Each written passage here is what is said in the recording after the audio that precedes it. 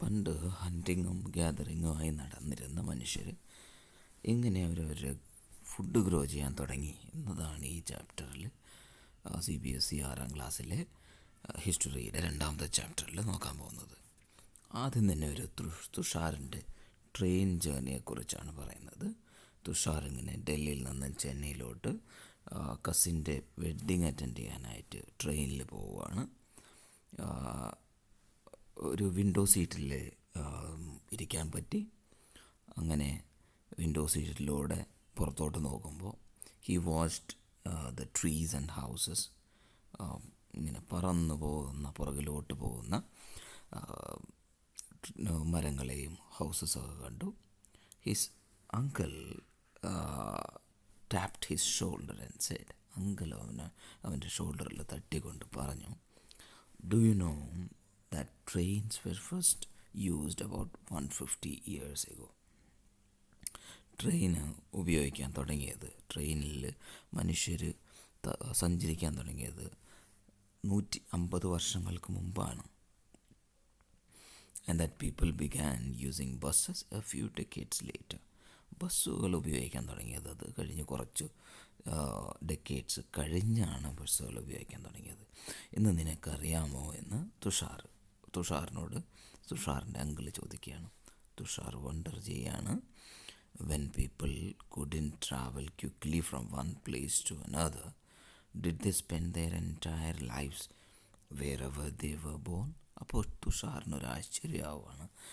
അപ്പോൾ ഇങ്ങനെ ഒരു സ്ഥലത്ത് നിന്ന് മറ്റു സ്ഥലത്തിലോട്ട് ഫാസ്റ്ററായിട്ട് മൂവ് ചെയ്യാൻ പറ്റാത്ത സമയം ഉണ്ടായിരുന്ന, അതിനു മുമ്പുണ്ടായിരുന്ന സമയത്ത് മനുഷ്യർ അവർ ജനിച്ചിരുന്ന ആ സ്ഥലത്ത് തന്നെയാണോ എപ്പോഴും ജീവിച്ചിരുന്നത്, അതെയോ അവർ അവിടെ നിന്നും മറ്റു സ്ഥലങ്ങളിലോട്ട് മൂവ് ചെയ്തിരുന്നോ എന്നൊക്കെയൊരു സംശയം തുഷാറിനുണ്ടാവുകയാണ്. നമുക്ക് ഈ പാഠത്തിൽ മനസ്സിലാക്കാൻ ശ്രമിക്കാം. Earliest peoples, why why they on the move? മുമ്പ് ജീവിച്ചിരുന്ന ആ മനുഷ്യർ എന്തുകൊണ്ടായിരുന്നു അവർ why were they on the move? അവരിങ്ങനെ ട്രാവൽ ചെയ്തുകൊണ്ടിരുന്നത് എന്തുകൊണ്ടായിരുന്നു? അവർ മൂവ് ചെയ്തുകൊണ്ടിരുന്നത് എന്തുകൊണ്ടായിരുന്നു? We know about the people who lived in the subcontinent. നമ്മുടെ സബ് കോണ്ടിനെൻ്റായ ഇന്ത്യൻ സബ് കോണ്ടിനെൻറ്റിലും ഈ പ്രദേശത്ത് ജീവിച്ചിരുന്ന ആൾക്കാർ ഒരു 2 മില്യൺ ഇയേഴ്സ് മുതൽ ജീവിച്ചിരുന്നവരാണ്. Today we describe them as hunter gatherers. അവരെ നമ്മളിപ്പോൾ ഹണ്ടർ ഗ്യാദറർ എന്നൊക്കെയാണ് വിശേഷിപ്പിക്കുന്നത്. The name comes from the way in which they got there food. ആ ഒരു പേര് വന്നത് അവരെങ്ങനെയാണ് അവരുടെ ഫുഡ് ഗ്യാദർ ചെയ്തിരുന്നത്, ഫുഡ് ഉണ്ടാക്കിയിരുന്നത്, ആ പ്രാക്ടീസസിനെ അനുസരിച്ചാണ് അവരെ ഹണ്ടർ ഗ്യാദർ എന്നൊക്കെ വിളിച്ചത്. ജനറലി ദേ ഹണ്ടഡ് വൈൽഡ് ആനിമൽസിൽ അവർ ഹണ്ട് ചെയ്തു. കോട്ട് ഫിഷ് ആൻഡ് ബേർഡ്സ്, ഫിഷും ബേർഡും ഒക്കെ അവർ പിടിച്ചിരുന്നു അവരുടെ ഭക്ഷണത്തിന് വേണ്ടിയിട്ട്. Gathered fruits, Roots, nuts, seeds, leaves, Stokes and eggs. ഇങ്ങനെയുള്ള പല കാര്യങ്ങളും അവർ ഗ്യാദർ ചെയ്തു ഫോറസ്റ്റിൽ നിന്ന്. ഫ്രൂട്ടും റൂട്ടും നട്ട്സും സീഡ്സും ലീവ്സും ഒക്കെ അവരുടെ ഭക്ഷണത്തിന് വേണ്ടിയിട്ട്. Hunter gatherers move from place to place. അങ്ങനെ ഈ ഹണ്ടർ ഗ്യാദറേഴ്സ് ഒരു സ്ഥലത്ത് നിന്ന് മറ്റു സ്ഥലത്തിലോട്ട് ട്രാവൽ ചെയ്തുകൊണ്ടേയിരുന്നു. And there were many reasons for this. അതിന് ഒരുപാട് റീസൺസ് ഉണ്ടായിരുന്നു. ഫസ്റ്റ്, ആദ്യത്തെ റീസൺ എന്ന് പറയുന്നത് they had stayed at one place for a long time. ഒരുപാട് കാലം ഒരു സ്ഥലത്ത് അങ്ങനെ സ്റ്റേ ചെയ്ത് കഴിഞ്ഞാൽ they would have eaten up all the available plant and animal resources. അങ്ങനെ അവിടെയുള്ള പ്ലാന്റ് അനിമൽ റിസോഴ്സസ്, അവർക്ക് ഭക്ഷിക്കാനുള്ള സാധനങ്ങളെല്ലാം കഴിഞ്ഞു പോകും. therefore they would have to go elsewhere in search of food. അപ്പോൾ അവർക്ക് അവിടെ നിന്ന് വേറൊരു സ്ഥലത്തിലോട്ട് മൂവ് ചെയ്യണം ഇൻ സെർച്ച് ഓഫ് ദെയർ ഫുഡിന് വേണ്ടിയിട്ട്, ഭക്ഷണം കളക്ട് ചെയ്യാനായിട്ട് വേണ്ടിയിട്ട്. അതായിരുന്നു ആദ്യത്തെ റീസൺ എന്ന് പറയുന്നത്. സെക്കൻഡ് റീസൺ എന്ന് പറഞ്ഞാൽ animals move from place to place. അനിമൽസും ഒരു സ്ഥലത്ത് നിന്ന് മറ്റു സ്ഥലത്തോട്ട് മൂവ് ചെയ്തുകൊണ്ടേയിരിക്കും അവർ. Either in search of smaller prey, അവരവരുടെ ചെറിയ ഇരകളെ പിടിക്കാനായിട്ട്, അല്ലെങ്കിൽ or in case deer and wild cattle in search of grass and leaves. അവർ പുല്ല് തിന്നുന്ന ജീവികൾ അവരുടെ ഗ്രാസിന് വേണ്ടിയിട്ട് പുല്ലിന് നോക്കിക്കൊണ്ട് ലീവ്സൊക്കെ നോക്കി അവർ ഒരു സ്ഥലത്ത് നിന്ന് മറ്റു സ്ഥലത്തിലോട്ട് പോയിക്കൊണ്ടിരിക്കും. That is why those who hunted them, അവരെ ഹണ്ട് ചെയ്ത് ജീവിച്ചിരുന്ന മനുഷ്യരും അവരെ ഫോളോ ചെയ്തു, ഈ അനിമൽസിനെ ഫോളോ ചെയ്തു. അവരെ ഫോളോ ചെയ്താലേ അവരെ പിടിക്കാൻ പറ്റുകയുള്ളൂ ഭക്ഷണത്തിന് വേണ്ടിയിട്ട്. അപ്പോൾ അതായിരുന്നു രണ്ടാമത്തെ റീസൺ. തേർഡ് റീസൺ എന്ന് പറയുന്നത് plants and trees bear fruit in different seasons. പല സീസണിലാണ് പല പ്ലാന്റ്സും കായ്ക്കുന്നതും പൂക്കുന്നതും ഒക്കെ. So people have to move from season to season. സീസണിനനുസരിച്ച് അവർക്ക് ഒരു സ്ഥലത്ത് നിന്നും മറ്റു സ്ഥലത്തോട്ട് മൂവ് ചെയ്യേണ്ടി വരും. In search for different kinds of plants. പല പ്ലാന്റ്സിൻ്റെ അവരുടെ ഫ്രൂട്ട് ചെയ്യണതും ആ സീസൺ അനുസരിച്ച് മനുഷ്യർക്ക് അതിനൊപ്പം മൂവ് ചെയ്യേണ്ടി വന്നു. ഫോർത്ത് റീസൺ എന്ന് പറയുന്നത് people, plants and animals needed water to survive. അവർക്ക് ജലം വേണം, വാട്ടർ വേണം സർവൈവ് ചെയ്യാനായിട്ട്. Water found in lakes, streams and rivers. സ്ട്രീംസിലും റിവേഴ്സിലും ലേക്സിലൊക്കെയാണ് അവർക്ക് വെള്ളം കിട്ടിയിരുന്നത്. While many rivers and lakes are perennial എന്ന് പറഞ്ഞാൽ water is present throughout the year. അപ്പോൾ ത്രൂ ഔട്ട് ദി ഇയർ ഉള്ള റിവേഴ്സിന് പെരനിയൽ എന്ന് പറയും, വെള്ളമുള്ളത്. അതേഴ്സ് ആർ, മറ്റ് പല റിവേഴ്സും സീസണലായിരുന്നു.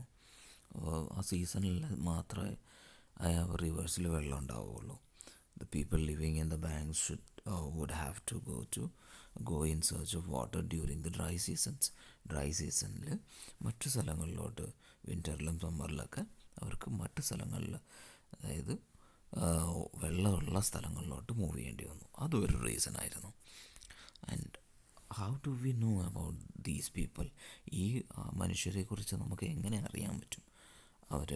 നമുക്കറിയാൻ പറ്റുന്നത് ആർക്കിയോളജിസ്റ്റിൻ്റെ സർവേയിൽ നിന്നും അവരുടെ സ്റ്റഡിയിൽ നിന്നൊക്കെയാണ്. Have found some of the things hunter gatherers made and used.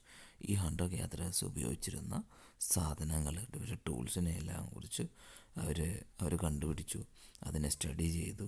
It is likely that the people made use of these tools of stone, wood and bone, of which these tools have the stone tools have survived the best. അങ്ങനെ അവർ ഉപയോഗിച്ചിരുന്ന ഉപകരണങ്ങൾ, അതിൽ കല്ലുകൊണ്ടുണ്ടാക്കിയതും would കൊണ്ടുണ്ടാക്കിയതും bone കൊണ്ടുണ്ടാക്കിയതൊക്കെ ഉണ്ടായിരുന്നു. അപ്പോൾ അതിൽ കൂടുതൽ കാലം survive ചെയ്തത് ഈ സ്റ്റോൺ ടൂൾസ് ആയിരുന്നു. Some of these stone tools were used to cut meat and bone. മീറ്റും ബോണൊക്കെ കട്ട് ചെയ്യാനായിട്ട് അവർ ഉപയോഗിച്ചു ഈ stone tools. Scrape, bark and hides, അതായത് ട്രീൽസിൻ്റെ ബാർക്ക് കട്ട് ചെയ്യാനും അതുപോലെ തന്നെ അനിമൽ സ്കിൻ എടുക്കാനൊക്കെ അതിനു വേണ്ടി ഉപയോഗിച്ചു. ഫ്രൂട്ടും റൂട്ട്സൊക്കെ ചോപ്പ് ചെയ്യാനൊക്കെ ഇങ്ങനെയുള്ള സ്റ്റോൺ ടൂൾസ് അവർ ഉപയോഗിച്ചു. Some may have been attached to handles of ബോണോ വുഡിൻ്റെയൊക്കെ ഹാൻഡിലിലോട്ട് ഈ സ്റ്റോൺ ടൂൾസ് അവർ അറ്റാച്ച് ചെയ്തു. ടു മേക്ക് സ്പിയേഴ്സും ആരോയും ഹണ്ടിങ്ങിന് വേണ്ടി ഉള്ള ഉപകരണങ്ങൾ ഉണ്ടാക്കാനായിട്ട്, ആയുധങ്ങൾ ഉണ്ടാക്കാനായിട്ട് ഉപയോഗിച്ചു. Other tools were used to chop wood chop ചെയ്യാനായിട്ട് ഉപയോഗിച്ചു. വിച്ച് വാസ് യൂസ്ഡ് ഫോർ ഫയർവുഡായിട്ട് ഉപയോഗിച്ചിരുന്നു. വുഡ് ചോപ്പ് ചെയ്യാനായിട്ട്, വുഡ് കട്ട് ചെയ്യാനായിട്ടും ഈ സ്റ്റോൺ ടൂൾസ് ഉപയോഗിച്ചു. Wood was also used to make huts and tools. ഹട്ടും ടൂൾസൊക്കെ ഉണ്ടാക്കാനായിട്ട് വുഡും ഉപയോഗിച്ചിരുന്നു. Stone tools may also have been used for, stone ടൂൾസാണ് ഈ കാണുന്നത്, ഡിഗ്ഗിങ്ങിന് ഉപയോഗിച്ചിരുന്നു. ഗ്രൗണ്ട് ഡിഗ് ചെയ്യാനായിട്ട്, എഡിബിൾ റൂട്ട്സ് ഒക്കെ എടുക്കാനായിട്ട്, കഴിക്കാനുള്ള റൂട്ട്സ്, അതുപോലെ തന്നെ സ്റ്റിച്ചിങ് ക്ലോത്ത്സിനൊക്കെ ആയിട്ട് ഉപയോഗിച്ചിരുന്നു പല ടൂൾസും. Stone tool. Choosing a place to live in. എങ്ങനെയാണ് അവർ ജീവിക്കാനുള്ള സ്ഥലം ചൂസ് ചെയ്തത്? Look at the map 2 below. ഈ മാപ്പ് 2ൽ നോക്കാനാണ് പറയുന്നത്. ഇതാണ് മാപ്പ് 2.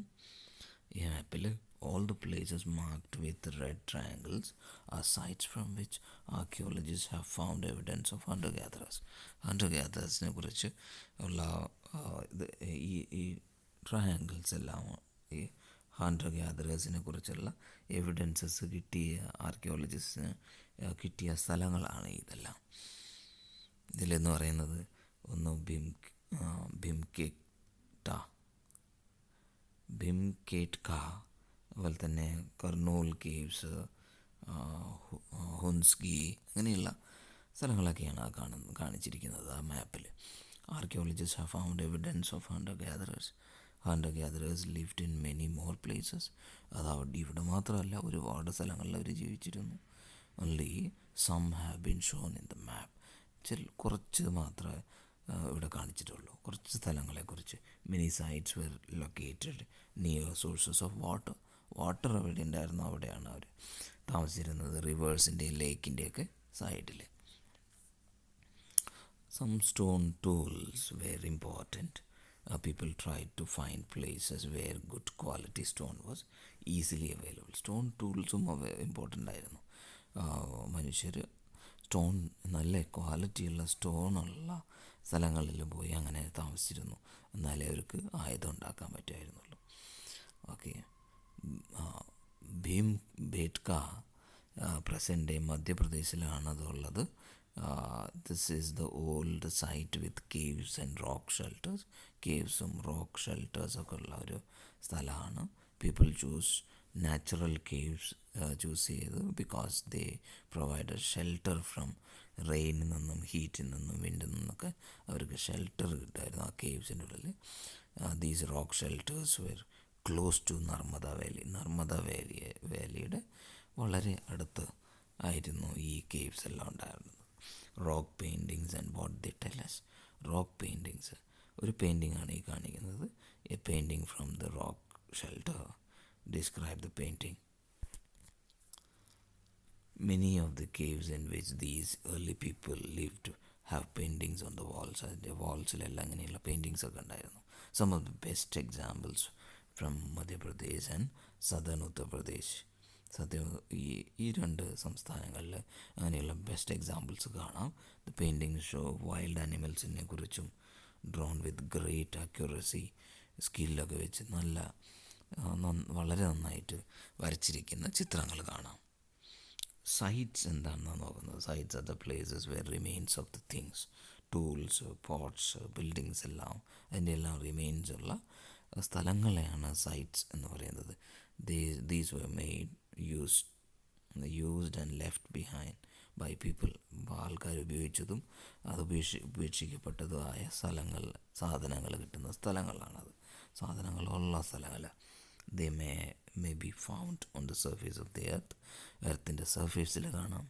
buried under the earth, അതായത് മണ്ണിൻ്റെ ഉള്ളിൽ ഒരുപാട് കാലങ്ങളായതുകൊണ്ട് മണ്ണിൻ്റെ അടിയിൽ പോയ സ്ഥലങ്ങളുണ്ടാകാം. ആൻഡ് സം ടൈംസ് അണ്ടർ വാട്ടറിൻ്റെ അടിയിൽ കാണാം. And you will learn more about different sites in the later chapters. ഇങ്ങനെയുള്ള പല സൈറ്റിനെ കുറിച്ചും നമ്മൾ പഠിക്കും. ആൻഡ് ഫൈൻഡിങ് ഔട്ട് അബൌട്ട് ഫയറിനെ കുറിച്ച് എങ്ങനെ പഠിച്ചു, എങ്ങനെ ഫൈൻഡ് ചെയ്തു. Find the Kurnool caves in the map to Kurnool caves. ഇവിടെയാണ് Kurnool caves. The traces of ash have been found there. അപ്പോൾ അവിടെ ആഷ് അല്ലെങ്കിൽ ചാരം, പണ്ട് മനുഷ്യന്മാർ കത്തിച്ചതിൻ്റെ ചാരം കണ്ടുപിടിക്കാൻ പറ്റിയിട്ടുണ്ട്. Suggest that people were familiar with the use of fire. അപ്പോൾ ഫയറുമായിട്ട് ഫെമിലിയർ ആയിരുന്നു എന്നാണ് അത് കാണിക്കുന്നത്. Fire could have been used for many things. പല കാര്യങ്ങൾക്ക് വേണ്ടി ഒരു ഫയർ ഉപയോഗിച്ചിരിക്കാം. ആസ് എ സോഴ്സ് ഓഫ് ലൈറ്റിന് വേണ്ടി, മീറ്റ് റോസ്റ്റ് ചെയ്യാൻ വേണ്ടി, സ്കെയർ അവേ അനിമൽസിനെ ഓടിക്കാൻ വേണ്ടിയിട്ട്. What do we use fire for today? നമ്മൾ ഫയർ എന്തിനാണ് ഇന്ന് ഈ കാലഘട്ടത്തിൽ ഉപയോഗിക്കുന്നത്? അപ്പം അതിനെ അടുത്ത് നോക്കാൻ പോകുന്നത് നെയിംസ് ആൻഡ് ഡേറ്റ്സിനെ കുറിച്ചാണ്. Archaeologist have given lengthy names for time that was studying. നമ്മൾ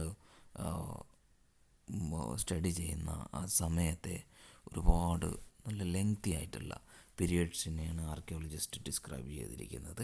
വി കോൾ ഏർലിയസ്റ്റ് പീരീഡ്, അതായത് അതിനെ പാലിയോലിത്തിക് പീരീഡ് എന്ന് പറയും. ഏറ്റവും മുമ്പുള്ള പീരീഡിനെ palaeolithic. This come from 2 Greek words. 2 Greek വേർഡ്സിൽ നിന്നാണ് ഈ പാലിയോലിത്തിക് എന്ന ഈ വേർഡ് വന്നിരിക്കുന്നത്. പാലിയോ മീൻ ഓൾഡ്, പാലിയോൻ്റെ എന്ന് പറഞ്ഞാൽ ഓൾഡ് എന്നാണ് അർത്ഥം. ലിത്തോസ് എന്ന് പറഞ്ഞാൽ സ്റ്റോൺ എന്നാണ് അർത്ഥം. അപ്പോൾ the name points to the importance of finds of stone tools. Stone tools കണ്ടുപിടിക്കപ്പെട്ട സ്റ്റോൺ ടൂളിനെ ഡിപ്പെൻഡ് ചെയ്തിട്ടാണ് ഇങ്ങനെ ഒരു പേര് വന്നത്. Palaeolithic period extend from 2 million years ago. 2 million years തൊട്ട് 12,000 വർഷങ്ങൾ മുമ്പ് വരെയുള്ള ആ കാലഘട്ടത്തെ, 12,000 തൊട്ട് 2 മില്യൺ ഇയേഴ്സ് ബാക്ക് വരെയുള്ള ആ വലിയൊരു പീരീഡിനാണ് പാലിയോലിത്തിക് പീരീഡ് എന്ന് പറയുന്നത്. This long stretch of time is divided into, അതിനെ 3 ഇതായിട്ട് ഡിവൈഡ് ചെയ്തിട്ടുണ്ട്. Lower, middle and upper palaeolithic എന്ന്. This long span of time covers 99% of human history. Human ഹിസ്റ്ററീൻ്റെ 99% ഈ പാലിയോലിത്തിക്, ഇത് ഈ വലിയൊരു ടൈം ഗ്യാപ്പാണ്. The period when we find environmental changes beginning about 12,000 years ago till 10,000 years ago is called Mesolithic, middle stone period. Mesolithic period എന്ന് പറയും. ഈ ഒരു 10,000 years ബാക്ക് തൊട്ട് 12,000 years ബാക്ക് വരെയുള്ള ആ ഒരു പീരീഡിന് mesolithic. Stone tools found during the period were generally, ഈ കാലഘട്ടത്തിൽ കണ്ട സ്റ്റോൺ ടൂൾസ് എന്ന് പറയുന്നത് ചെറുതാണ്, ടൈനിയാണ്. ദേ ആർ കോൾഡ് മൈക്രോലിത്സ് എന്നാണ് ഈ സമയത്ത് കണ്ട സ്റ്റോൺ ടൂൾസിനെ വിശേഷിപ്പിക്കുക. They are probably stuck on to the handles of wood or ബോണിൻ്റെയോ വുഡിൻ്റെയോ ഹാൻഡിലൊക്കെ ഇട്ട് ചെറിയ ടൂൾസാണ്.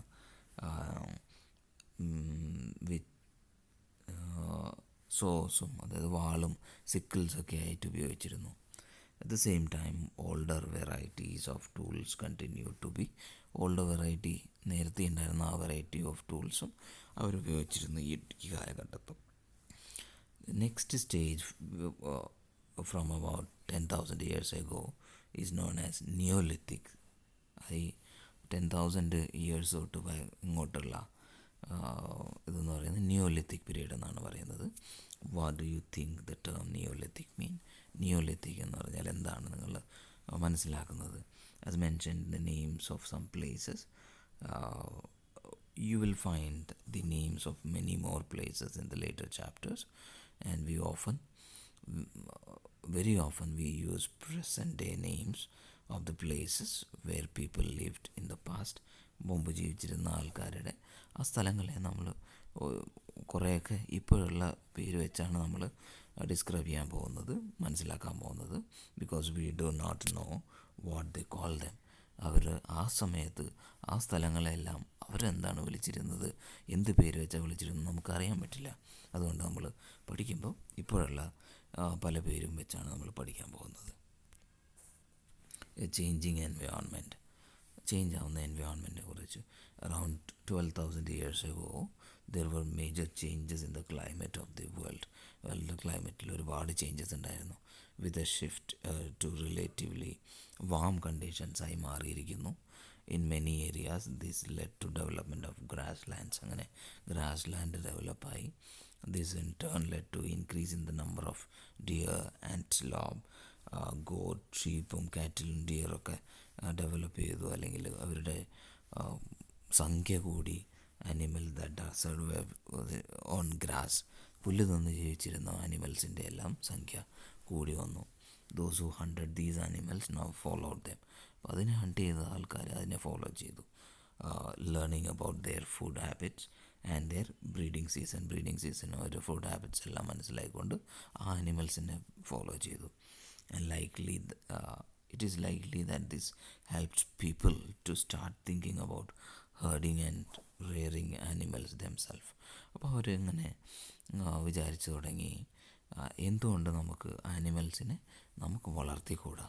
Phishing also became important. അങ്ങനെ ഫിഷിംഗ് ഇമ്പോർട്ടൻ്റായി മാറിക്കഴിഞ്ഞു. Beginning of farming and herding. Farming herding എങ്ങനെയാണ് ബിഗിൻ ചെയ്തത്, എങ്ങനെയാണ് അവർ തുടങ്ങിയത്. This was the time when several grains bearing grasses including wheat and barley rice grew naturally in different parts of the subcontinent. നമ്മുടെ ഈ സ്ഥലങ്ങളിൽ, ഈ sub continent പല ഭാഗത്തും റൈസും ബാർലിയും വീറ്റൊക്കെ തന്നെ മുളച്ചു ഫ്രൂട്ട്സ് ഉണ്ടാവാൻ തുടങ്ങി. ഇതെല്ലാം പുൽച്ചെടികളുടെ ഉള്ളിലൂടെ വളരാൻ തുടങ്ങി. Men and women and children probably collected these grains as food. ഈ ഗ്രെയിൻസിനെല്ലാം, ഈ വിളവ് വന്ന ഗ്രെയിൻസിനെല്ലാം കളക്ട് ചെയ്തു ഫുഡിന് വേണ്ടിയിട്ട്. And learned where the grow, അവർ മനസ്സിലാക്കി എവിടെയാണ് ഇത് ഗ്രോ ചെയ്യുന്നത്. ആൻഡ് വെൻ ദി റൈപ്പൻഡ്, അത് പാകമായപ്പോൾ, വിളവിന് പാകമായപ്പോൾ അവർക്ക് മനസ്സിലായി ഇത് എവിടെയൊക്കെയാണ് ഗ്രോ ചെയ്യുന്നത്. അവരതിന് കളക്ട് ചെയ്തു. And may have led them to think of growing plants on their own. അപ്പോൾ അങ്ങനെയായിരിക്കാം അവർ വിചാരിച്ചത് ഈ പ്ലാന്റ്സിനെ നമ്മൾ സ്വന്തമായി ഗ്രോ ചെയ്യാമെന്ന്. അങ്ങനെയാണ് അവർ ഫാർമേഴ്സായി മാറിയത്. Then people became farmers. People could also attract and then tame animals by leaving food for them near their shelters. അപ്പോൾ ആൾക്കാർ അവരുടെ ഷെൽട്ടേഴ്സിൻ്റെ അടുത്ത് തന്നെ ഫുഡ്, ഇങ്ങനെയുള്ള ആനിമൽസിനെ അട്രാക്റ്റ് ചെയ്യാനായിട്ട്, അവരെ ഇണക്കി വളർത്താനായിട്ട് ഫുഡ് വയ്ക്കും. അപ്പോൾ അത് കണ്ട് ആനിമൽസ് വരും, അവരുമായിട്ട് ഫ്രണ്ട്ഷിപ്പ് ആവും. അങ്ങനെ അനിമൽസിനെ വളർത്താൻ തുടങ്ങി. These first animals to be the first animal to be tamed. Tame എന്ന് പറഞ്ഞാൽ വളർത്ത് മൃഗമാക്കുക. The wild ancestor of the dog. ഡോഗാണ് ഏറ്റവും ആദ്യമായിട്ട് മനുഷ്യർ ഇങ്ങനെ വളർത്തു മൃഗമാക്കിയ ഒരു മൃഗം. Later people encourage animals that were relatively ജെൻറ്റിലായിട്ടുള്ള, അതുപോലെ തന്നെ അവരുടെ ക്യാമ്പിന് അടുത്ത് വരുന്ന ജീവിക്കുന്ന ആനിമൽസിനെ എല്ലാം ഇങ്ങനെ വളർത്താൻ തുടങ്ങി. ദേശ ആനിമൽസ് വെച്ചാൽ ഷീപ്പിനെയും ഗോട്ടിനെയും കാറ്റിലിനെയും പിഗിനെയും അങ്ങനെ എല്ലാത്തിനെയും വളർത്താൻ തുടങ്ങി. And often people protected these animals from attacks of other wild. മറ്റ് വൈൽഡ് ആനിമൽസിൽ നിന്ന്, അവരിൽ നിന്നുള്ള അറ്റാക്കിൽ നിന്നും ഈ അനിമൽസിനെ, കാറ്റലിനെയും ഷീപ്പിനെയും എല്ലാം ഈ മനുഷ്യർ രക്ഷിക്കാനും തുടങ്ങി. And this is how they became herders. അങ്ങനെയാണ് ഈ പശുവും ആടിനെയും വളർത്തുന്ന ഹേർഡേഴ്സായിട്ട് മാറിയത് മനുഷ്യർ. ആൻഡ് ഡൊമസ്റ്റിക്കേഷൻ എന്ന് പറഞ്ഞാൽ ഈ പല മൃഗങ്ങളെയും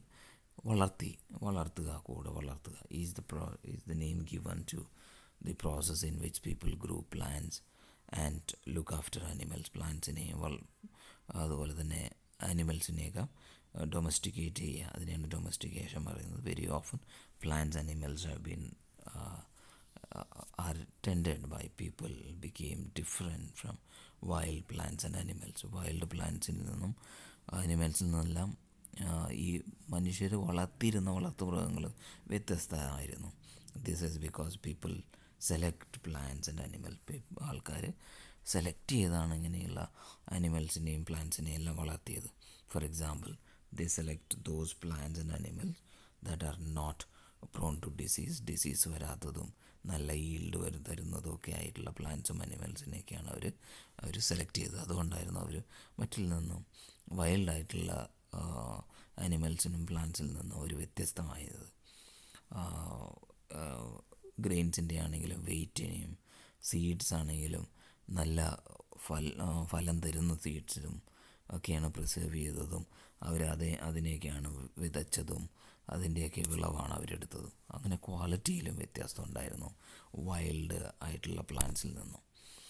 ആൻഡ് എമംഗ് അനിമൽസിലാണെങ്കിലും റിലേറ്റീവ്ലി ജെൻറ്റിലായിട്ടുള്ള നല്ല സ്വഭാവമുള്ള ഇതിനൊക്കെയാണ് അവർ ബ്രീഡ് ചെയ്തത്. As A result gradually domesticated animals and plants became different from the wild animals and plants. ഒരു വൈൽഡ് അനിമൽസിൽ നിന്നും വ്യത്യസ്തമായിരുന്നു, വൈൽഡ് പ്ലാന്റ്സിൽ നിന്നും വ്യത്യസ്തമായിരുന്നു. For example, the teeth and horns of wild animals are usually much larger than those of domesticated animals. Wild അനിമൽസിൻ്റെ ടീത്തൊക്കെ domesticated അനിമൽസിൽ നിന്നും വളരെ വലുതായിരുന്നു. Domestication was a gradual process. അതൊരു ഗ്രാജുവൽ പ്രോസസ്സായിരുന്നു. took place in many parts of the world. ലോകത്തിലെ പല ഭാഗത്തും നടന്നു. It began about 12,000 years ago. 12,000 വർഷങ്ങൾക്ക് മുമ്പായിരുന്നു ഇത് നടന്നത്, തുടങ്ങിയത്. And virtually all plants and animals produce that we use today is the result of domestication. നമ്മളിപ്പോൾ വളർത്തുന്ന പ്ലാന്റ്സും ആനിമൽസും എല്ലാം അങ്ങനെ അപ്പോൾ തൊട്ട് തുടങ്ങിയതായിരുന്നു, അതിൻ്റെ റിസൾട്ടാണ്. The earliest plants to be domesticated were wheat and barley. വീറ്റും ബാർലി ആയിരുന്നു ഏറ്റവും ആദ്യം തുടങ്ങിയത്. And the earliest domesticated animals included sheep and goat. ഷീപ്പും ഗോട്ടും ആയിരുന്നു ഏർലിയസ്റ്റ് അനിമൽസ് തുടങ്ങിയത്. ഇത് ആദ്യത്തെ പാർട്ടായിരുന്നു. ഇനി അടുത്തൊരു പാർട്ട് നമ്മൾ അടുത്ത ലെക്ചറിൽ ഡിസ്കസ് ചെയ്യാം.